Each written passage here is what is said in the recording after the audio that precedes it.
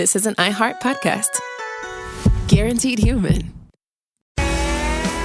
Body Bags with Joseph Scott Moore. If you've read my memoir, Blood Beneath My Feet, there's a character, and I say character, real person, my grandmother, Pearl, who features quite prominently in Blood, and because she did a lot of my raising, and still to this day, there's not a day that goes by I do not think about her, and I literally mean that. And I've got a photo of she and I up on my mantle. But she had all of these kind of, I guess you'd call them euphemistic terms that are, I think they're kind of unique to the South, and particularly to Southern women.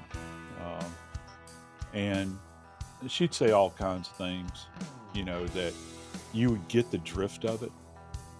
You would understand it, but contextually it seemed out of place. And one of her sayings that she would always use, particularly in the Deep South, remember, my family's from Louisiana. We're Delta people. It's always insufferably hot. You just learn to live with it. But if she ever got too hot, and that was rare because she was used to heat, she'd always say, "I feel like I'm smothering to death." Well, there's a lot to be taken away from that. Smothering, for most people, means that your airway is being blocked and you can't breathe. In the South, it either means that you're really hot or you're about to cover something with gravy. But today, I'm going to take you on a little journey, and we're going to learn, hopefully, I'll be up to the task, about asphyxial deaths. I'm Joseph Scott Morgan, and this is Body Bags. Smothering, that's a big part of asphyxial deaths, and they come in all shapes and sizes, Dave, when you begin to think about how someone dies. And the main element to this is the idea of depriving the victim of oxygen at the end of the day, because it is our life source. It's what feeds our bodies. It's what keeps our brain working. Certainly our lungs process it, our hearts pump out that oxygenated blood. Our bodies scream for it. And if that's disrupted in the slightest way, then it's catastrophic. That's one of the reasons, like, for instance, people that develop pneumonia, and we're talking about a natural disease here, where their lungs get really heavy and they can't process oxygen the way they normally do.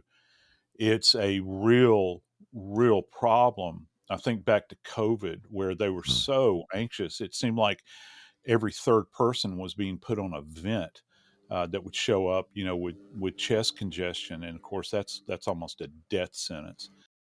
Everybody uses this term, Dave, nowadays, nuanced.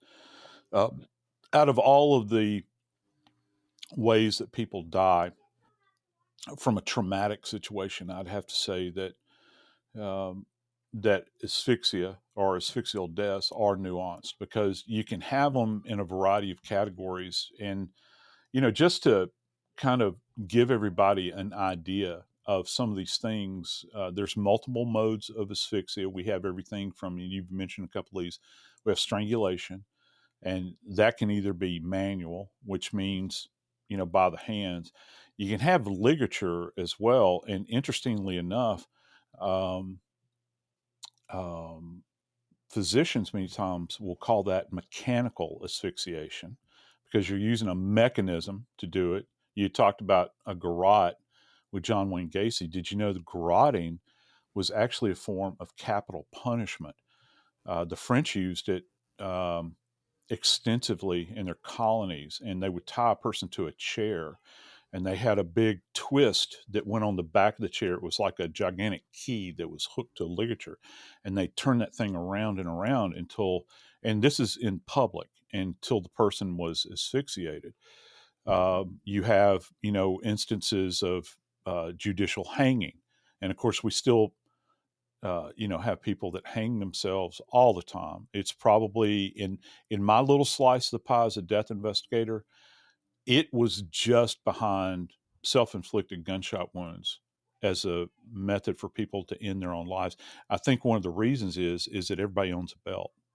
Everybody has a pair of pants. Everybody has a shirt or a towel.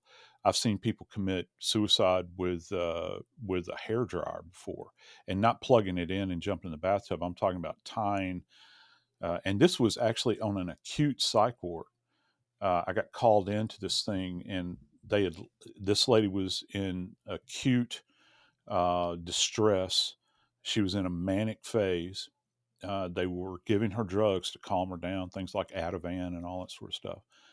And they left her with a hairdryer, and she went on the other side of her hospital bed and tied the plug off onto the top rail, those rails that go up and down, and she wrapped that hairdryer around her neck, so that when I observed her, the hairdryer was hanging on the front of her body like a big pendant. Wow. And the cord was wrapped around her neck, and she just sat down. And people don't realize you don't have to be standing to hang yourself. And that's Wow. a theme, that's a recurrent theme that you have. So, we have, strangulations, hangings. Hangings can come about, and then, you can have accidental hangings. I've had a couple of those. A young kid that was trying to entertain his younger siblings because his mother was working as a prostitute in Atlanta, and he was left with them. This precious child was only 9 years old, and he Oh sat his man. siblings in front of him, and he had a Batman mask that someone had given him, and he had an old jump rope that he tied inside of a closet.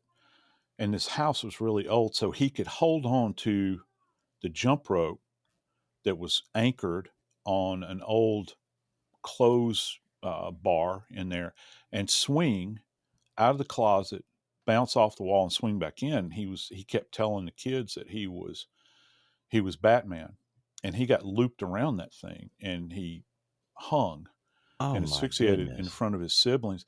And the only reason somebody found out about it is this horrible neighborhood. There was a little old lady that lived down the street, and she saw a 3-year-old, and it's cold. It's like in February. Saw a 3-year-old walking down the street, only wearing a diaper and a T-shirt, and she was crying.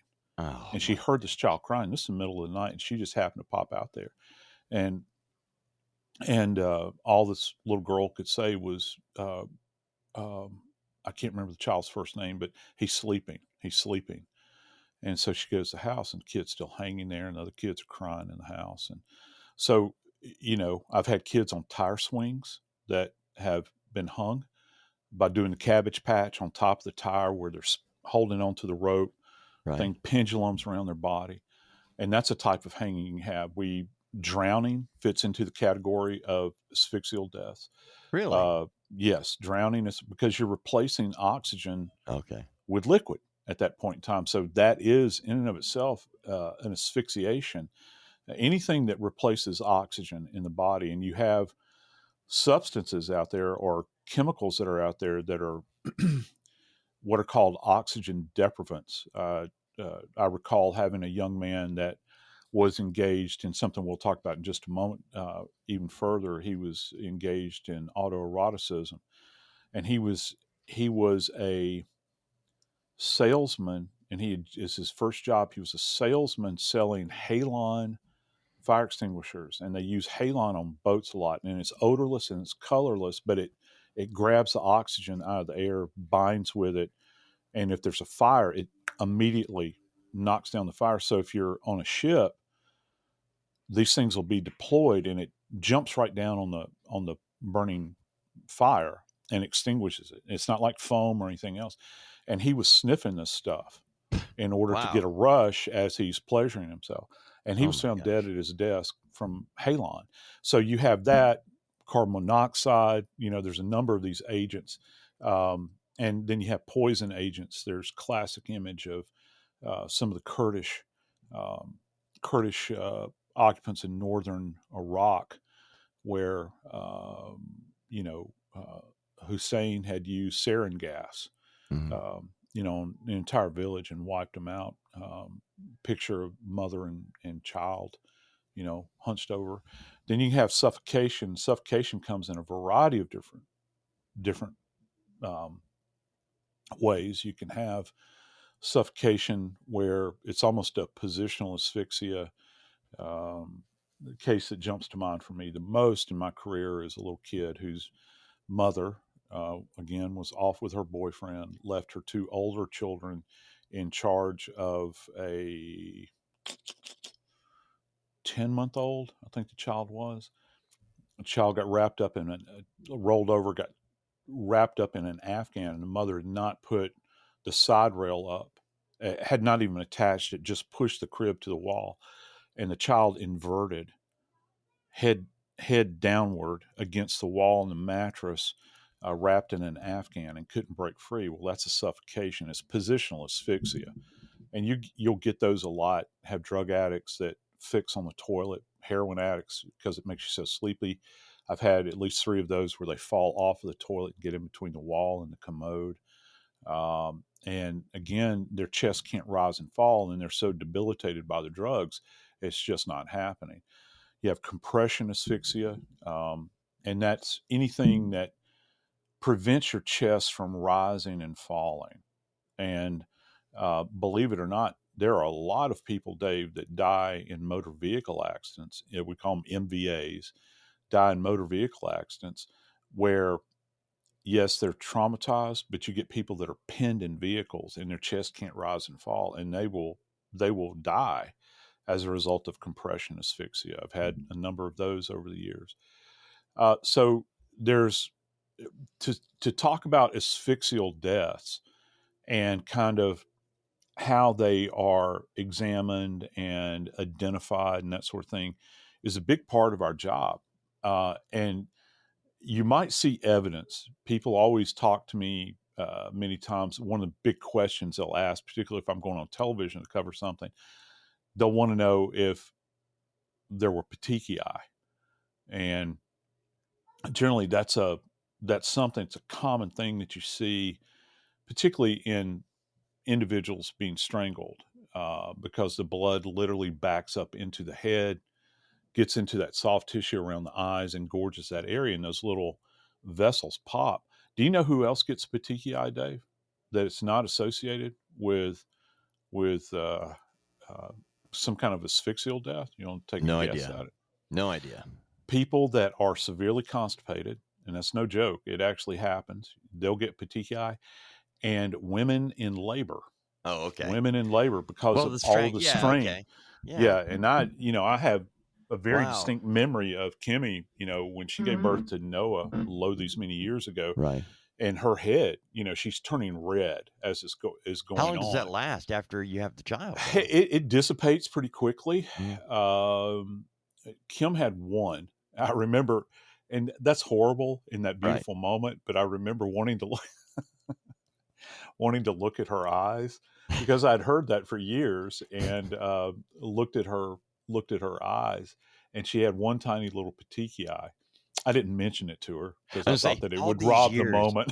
All these years, Kim has told all of her friends, right after I had Noah, Joe was just staring so lovingly in my eyes. It's like the moment that I treasure the most. And oh, it's a beautiful moment. And she's going to listen to this and go, it is. You jerk. It was work. You just can't escape it many times.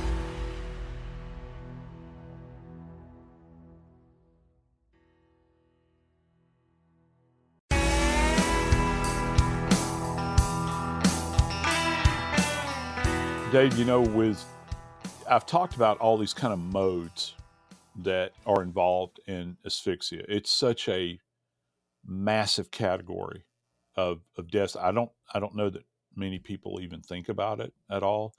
Certainly, and I don't want people to think about it. Let me think about it. Yeah. I don't want to burden people with. I want to educate people, but this is type of stuff that we think about. In death investigation.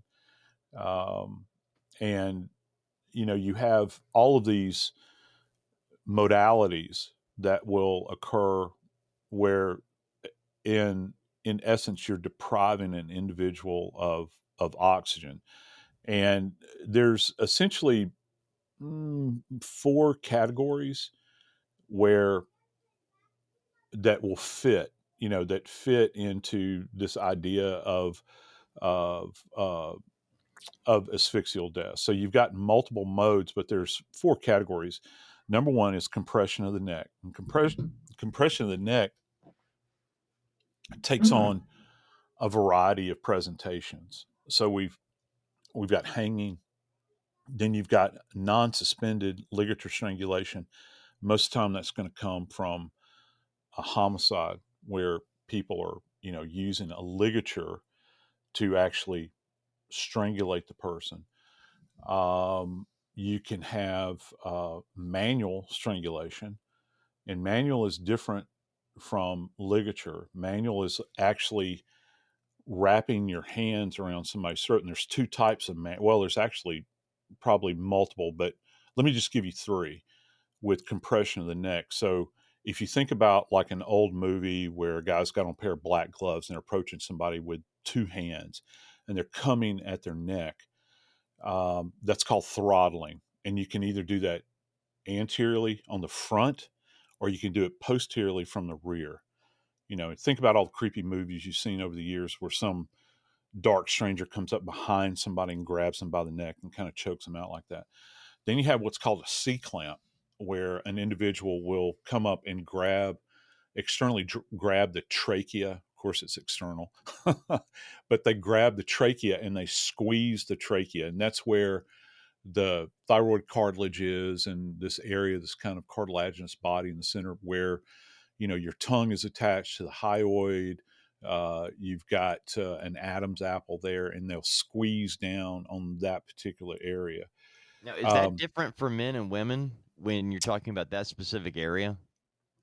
Oh, because I said Adam's apple. Mm-hmm. No, it's not. It's not really. Women don't have as pronounced of the cartilaginous body that gives the appearance of quote unquote the Adam's apple, and that's generally a pretty distinctive marker, for men versus males versus females. Something you look for, and then we have, what you may have seen in wrestling and with cops where they'll use a chokehold. And the chokehold is where, you actually, if you bend your arm and it creates a V, and you put the person's trachea right in the crook of your arm and you're squeezing them like that. And it's not just the airway that's being compromised. It's also the vessels that are supplying the brain. So you've got this double action that's going on relative to this, the crushing of the airway or the occlusion of the airway from external pressure, and also clamping down of the vessels. When we see that, in movies or TV or professional Mm-hmm. wrestling, Yeah. How long does it take? I mean, when you get somebody in that kind of sleeper hold, and is it reversible? I mean, if you hold it for just a few moments, the person goes out, you let them go, and they return, right? Yeah. But how long? I mean, I'm not trying to figure out how to kill somebody. I'm just curious, is there a point of no return, or is it like standard or different for everybody? No, it's standard. It's not standard. It's different from everybody because a lot of people, let's just take an obvious example. You've got a grown man that's got a well-muscled neck. Compare that to a small child or a diminutive person. It's more, and I'll give you a great example. This actually goes to hanging.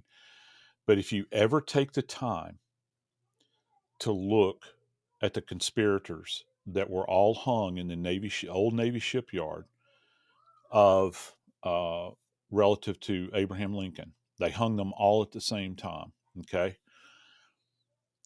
There's one guy that's hanging in the captured image, and his name is Louis Payne.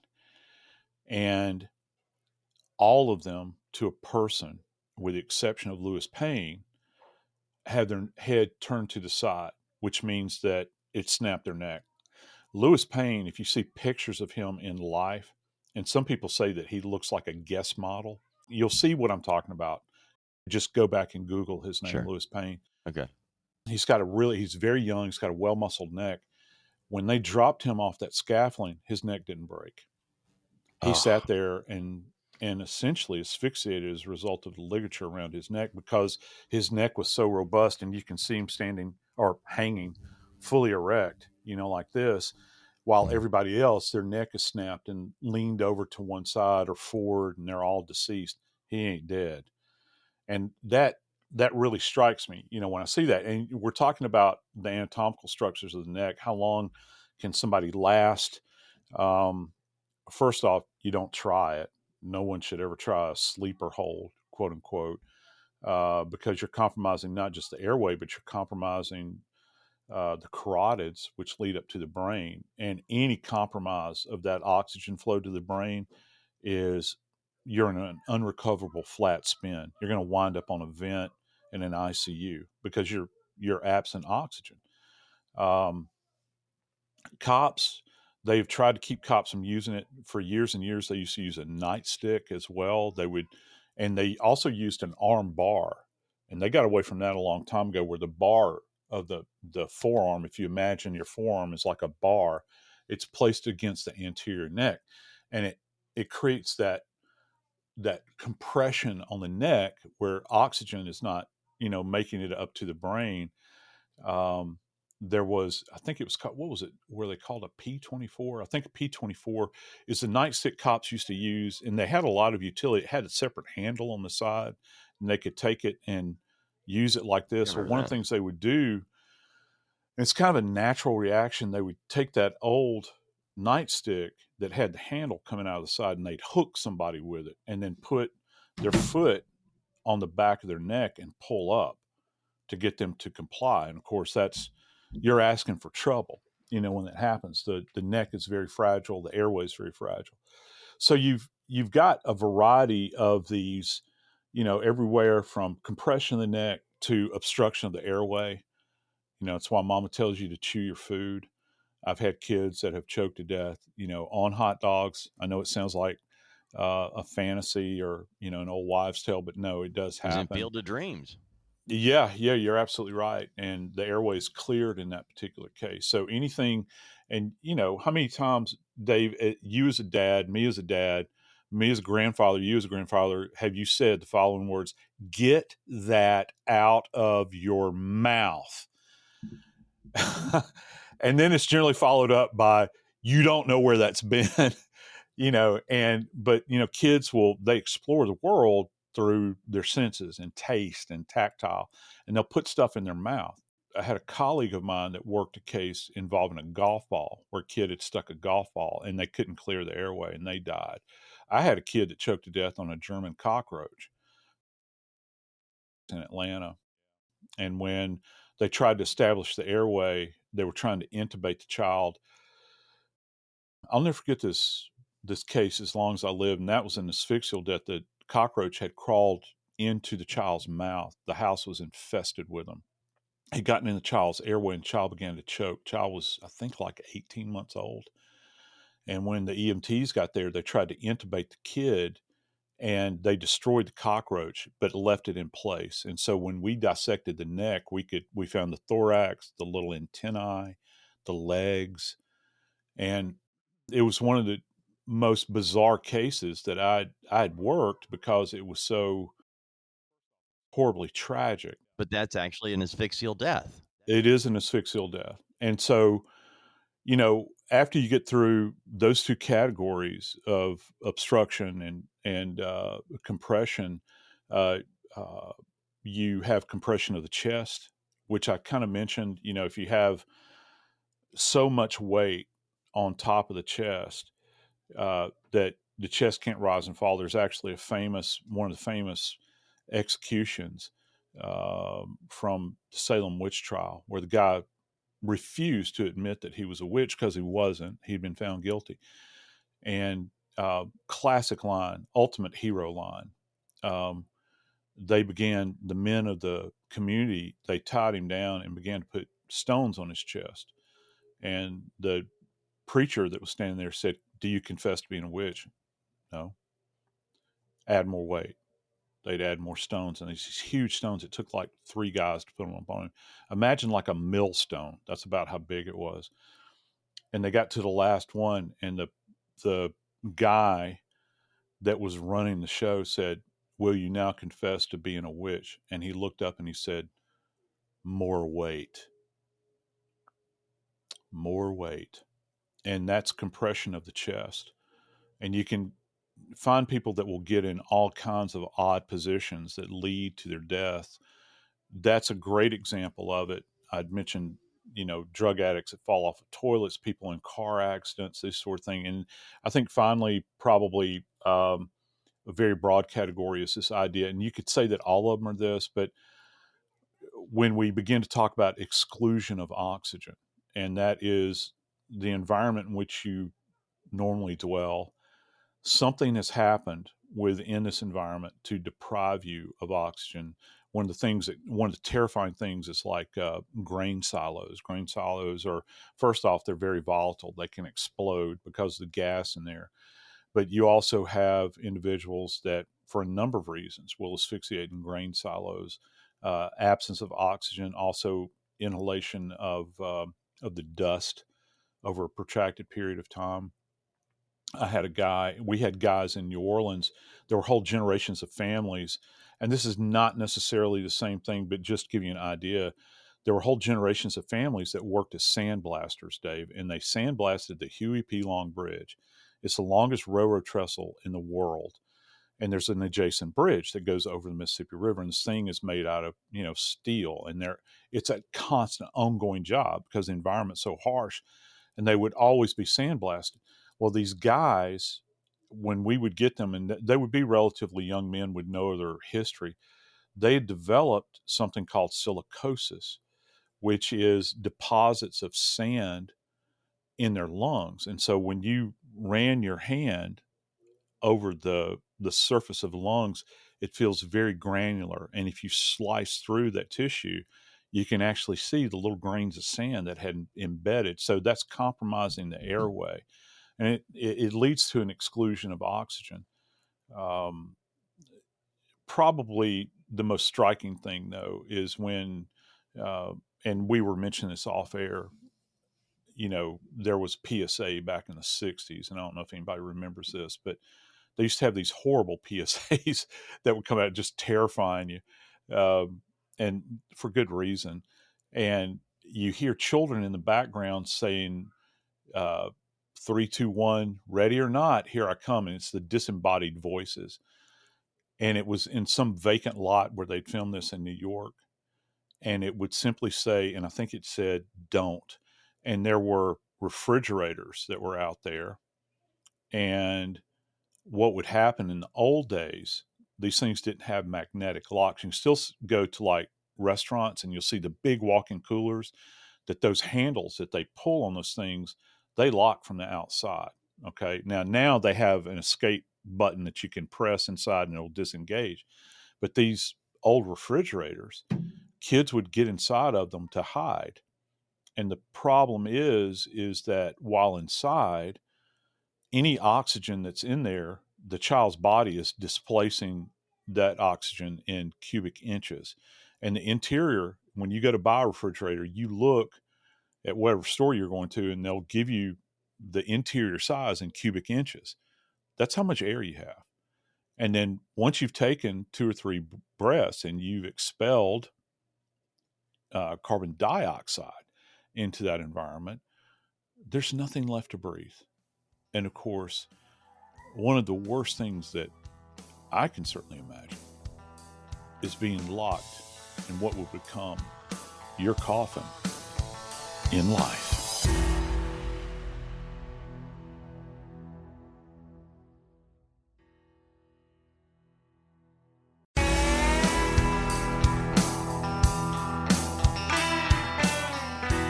I think we as a race the human race have tried to find for years and years the most efficient way of depriving someone of their life. We don't want it to be messy or nasty. And for years, and still to this day, there are countries that still employ hanging as a means to killing people. I saw an image from I can't remember specifically which Middle Eastern country it was, from a few years back, where they had people tied to a bridge with nooses and had them on top of a bus. It's one of the most horrific things I've ever seen. And these people are there with the ropes hanging loosely. They're looking around. Their hands are tied behind their back. And the bus begins to slowly move. And their legs are trying to stay up with the movement of the bus. And finally, the bus pulls away. And you've got multiple people that are suddenly hung in spot there where everybody can see. And of course, there was a crowd that had joined to watch the spectacle. You know, asphyxiation has been something that is on the menu, I think, for us as a people for years and years. People knew forever that if you can prevent oxygen uptake in a subject, that it's going to lead to death. Let me ask you about a couple of things that I have made note of over the last several years in the deaths of some celebrities, Joe. Sure. With what has been called or is called autoerotic asphyxia. What is it? David Carradine comes to mind, and Michael Hutchence from INXS, the group. But there are others, I'm sure, that have died from this. What is it, and how do people die? Well, we have to first look at what the word auto means itself. Okay. So autoerotic, having to do with sex. Okay. And then asphyxia. And it's not meant to be, the practice is not intended to end someone's life. It's there to enhance sexual pleasure and sensation. I think that by the time someone gets to that point, I don't know that many times people are afflicted by this. They can't receive sexual pleasure in any other way.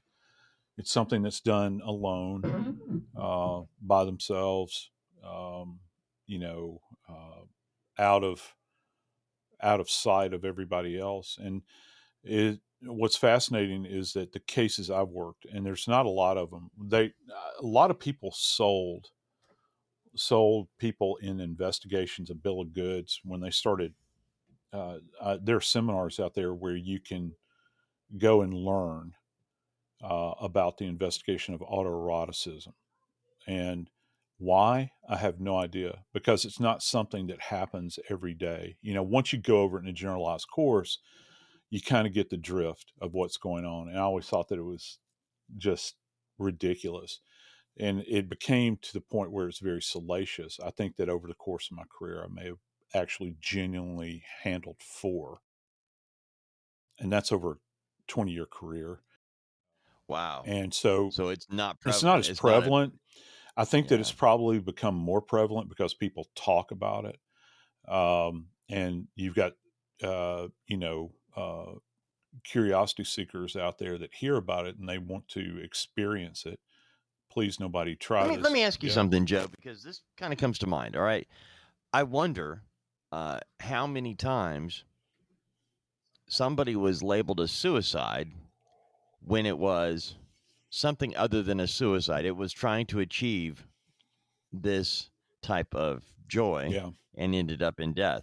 What brings that to mind is the death of Michael Hutchence, where some people said it was a suicide, and it has been pointed out, no, it was autoerotic asphyxia. But and again, when Hutchence died, he was not a full suspension. Okay, he was actually kind of leaning forward on his knees with ligature, around his neck. Okay, wait a minute. Now, is that a common? Because that's something that came up with Jeffrey Epstein. Yeah. Is that common? Not touching. I mean, and what about? Oh, wait a minute. I don't mean to shotgun this. Okay. Yeah. And I apologize. Okay. But in my mind's eye, I'm thinking, when I've thought of hanging, it's always been hanging, right, suspended in the air. But Epstein, Hutchence, Robin Williams. Yeah. Robin actually on a door used a belt on a doorknob. Yeah, he did. And you don't have to be that. That's why, we draw a line. Hanging is kind of it's not a good term. I like suspension. If you're going to delineate, if you're going to use the word hanging, suspension hanging versus supported hanging, and it kind of, you begin to it's again, there's that word, it's nuance. You don't have to be, someone that is suspended and hanging like a judicial hanging off a scaffolding. And the purpose of judicial hangings, if you will, back then was to break the neck. And for some reason, like the executioner always puts the knot on the left side of the neck. This is a practice that's done all around the world. It was done in the Old West. It was done in Great Britain. Great Britain made great use of hanging because they're the ones that were responsible for hanging all of the Nuremberg trial people. And they had one guy, and the guy was actually the executioner to the Queen. And it was a multi-generation job. I think it went back 3 generations. They wrote a great book about it. He would fly back and forth to Germany, and he gave detailed notes. I hung 3 people today, and he kept a diary of it. But that's meant to break the neck, okay? Like at the C1, C2 level, where you're there, at the you know there at the base of the brain, where you're into the primal brain, where you're shutting down the autonomic nervous system. But many people that hang themselves and set out to hang themselves, most of the time they don't break their neck. That's what's so odd about Epstein, is that Epstein's hyoid was broken, which is generally something you never see it. Never see it in hangings. But you do in strangulation. Yes, you do, because it's so high up in the neck. It's superior to the leading edge of the noose that has been fashioned. And not to mention that he had other fractures in his the cartilage of his neck as well, the adjacent cartilage, and that requires quite a bit of force. And even if you were to tie off on that bed, the second tier, because there were bunk beds in there, even if you were to tie off on the top, you couldn't generate sufficient energy to create that kind of trauma with ripped up bed sheets or clothing. I don't think you could. Michael Baden didn't think you could. He was present for the autopsy. He said that he didn't believe, but yet, you've got these people now with the FBI. I think Bongino and Kash Patel claim that they have seen the video and that they've said that this is a suicide. I'm not going to believe it until that video, which will never be released, would be released. I'm just not buying it. But wow. Yeah, you look at those cases, compare that to autoeroticism. I kind of went far afield, but with autoeroticism, the rush comes about, the way it's been explained, is by the deprivation of oxygen to the brain. So they will be stimulated. Many times in the old days, when you go out on these cases, Dave, there would be open pornography, like laying all over the floor. And so that it's in an observable position, so that they're super stimulated sexually as they're looking at images. And then to complete the act, they will suspend themselves by the neck to deprive themselves of oxygen, and then touch themselves at the same time. You actually have people that have it down to an art where I had one guy that used Velcro cuffs, Velcro bindings between his legs, where he bound himself between his legs, used a dog chain to tie off onto a door hinge in a hotel room. And he could move his hands back and forth between his legs and stimulate himself. And he had porn everywhere. The real tragedy in that case, I think, was the poor little housekeeper that had found his body.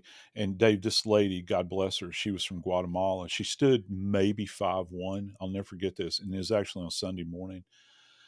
And it was a microtel, if you've ever heard of those, kind of an extended stay kind of place. When you open the door to the hotel room, the first thing you see on the left is the bathroom, like many rooms. And he's hanging from that hinge and he's nude. And this poor woman, who could not speak a lick of English, was terrified. She had her rosary beads with her. And the reason I know this is that when I got to the scene, she was huddled on the floor. She wouldn't sit in a chair. She was just holding her rosary beads. She was praying and she was rocking back and forth. She was like saying Hail Marys in Spanish and rocking back and forth. It so terrified her. And that's actually the response that you get, because this is predominantly a male practice. There's only been a few female instances of this. One of the first was this case out of Germany. It's generally male dependent, and you will have spouses that have no idea that their better half is engaged in this behavior, and they come home and they find an individual suspended and dead. Worse, and I did have a case of this, they have a hidden area that they'll go into. And this one gentleman that I had was in a garage area where he had a cubby hole behind the garage where it attached to the house.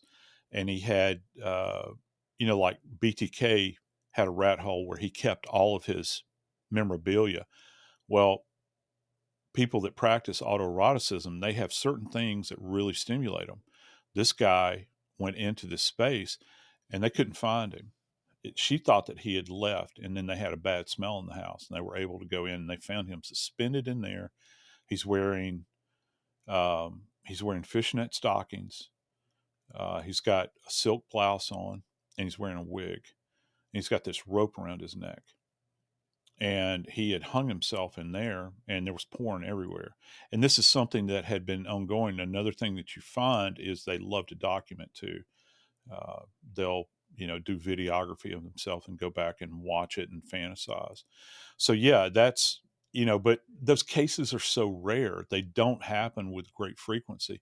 You have far more suicides that occur with asphyxiation. And that with a ligature asphyxiation like that. And then, of course, Dave, as you mentioned, I can't remember which one it was, but you had mentioned particularly one serial killer that had which one? John Wayne Gacy. Yeah. But what about, something that you and I had talked of, because I made a note, but oxygen deprivation in serial killings. Yeah. Is it because it's like you don't have to have a weapon? Well, your hands are your weapon. I don't Right. mean, I'm not being flippant by saying that. No, I know. But I think that these people that are involved in serialized homicide like that, it's a very primal connection that they have to the victim, because they, if you stab somebody, there's a chance they're not going to die. All right. But just imagine if you view yourself as God Almighty, which many of the serial killers do, you have the power over life and death, and they can literally choke someone to death like this. I'll give you a great example. I had a guy that he wasn't in the pantheon of serial killers where you've had, some people, they talk about Bundy, how there's hundreds and all this. This guy killed 6 women, certainly enough to be qualified as a serial killer. But he used a garrote, and he would rape these women and sodomize them. And he used a wire garrote. And so what he would do, talking about the power of life and death, he would tighten it down on the back of their neck. And when they were starting to convulse, he would loosen it and they would start to breathe again. And he went through this. So you would see multiple furrows on the neck where he would readjust the garrote while he was doing this. And I think that a lot of that pathology that you see with serial perpetrators has to do with that idea that they're gods, or perceive themselves to be that way. And, I think I shared this maybe on an earlier episode. Out of all the series of serial homicides that I worked, is 4, maybe 5, I can't recall now. Dave, I never had a shooter. I never had a stabber, a cutter. Every single one of them were asphyxial deaths. And they were either with a ligature or manual strangulation. These are all individuals that, that did this. So Man. I think from a serial standpoint, asphyxiation is something where they gain great power with it, Dave. It didn't occur to me until you were talking about that, of them cinching it down, person thinks it's over, and then bringing them back. Yeah. And the terror that would be struck in the victim all the time, it just boggles the mind of what people will do to one another. Yeah. But yeah. there's another part of this too, about being exposed to noxious gas. Yeah. Is this how does that come into play here? Well, anything where you're dealing with the replacement of oxygen, probably what would jump to mind for most people would be carbon monoxide asphyxiation. And that's, as a death investigator, that's what you're going to run into the most. And it can happen in, and I'm not saying it hasn't happened in my life, in my practice, it's never happened. I guess you could have a homicidal application of noxious gases. I'm sure that's something that has happened. I never personally worked one that I was aware of. Every time I've worked them, they've either been a suicide, which I've had many. Generally, it involves a car in the garage with the windows down. Or it has been an accidental death where, I had one guy in particular that reversed the fan. A family member reversed the fan on the wall heater so that it actually blew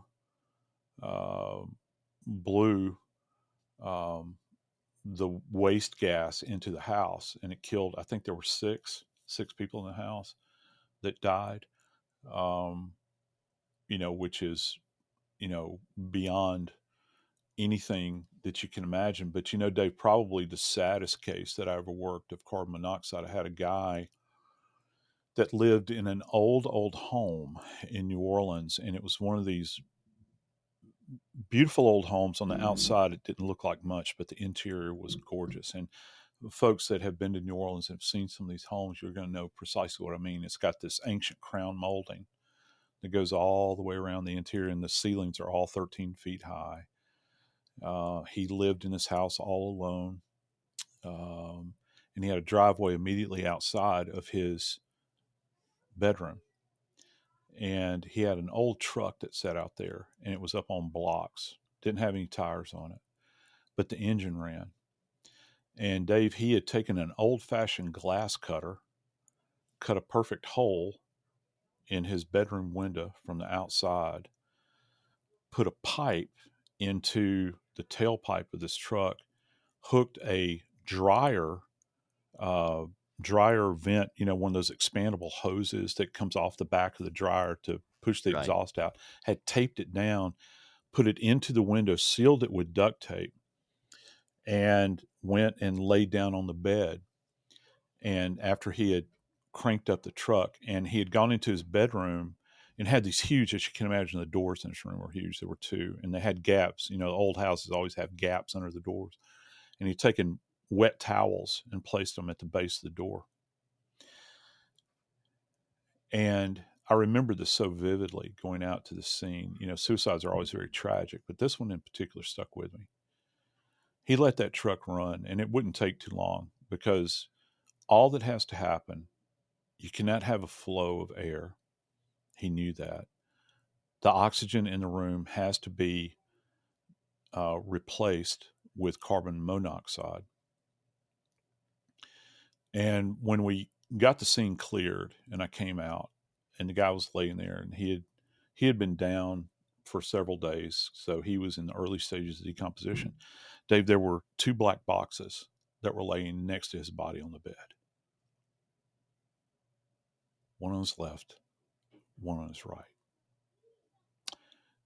And they were the cremains of his wife and daughter who had been killed in a car accident.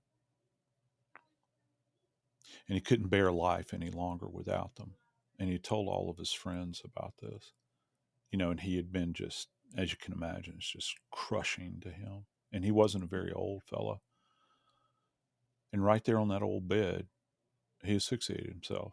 with carbon monoxide, the exhaust from an old truck. It struck a chord with me, as do many of these cases involving asphyxia, because there's something so, for some reason, something so very intimate, something so very personal about each and every one of them. Sometimes you're just absent the words to really describe what you've seen. But we do know this. In the world of medical legal death investigation, you need to be primed at all times to be prepared to work these kinds of cases, because they come in all shapes and forms. That's why I recommend that we stay in the morgue as much as we can, we learn as much as we can, and we continue to search out these cases to see where we can improve as forensic scientists. I'm Joseph Scott Morgan, and this is Body Bags.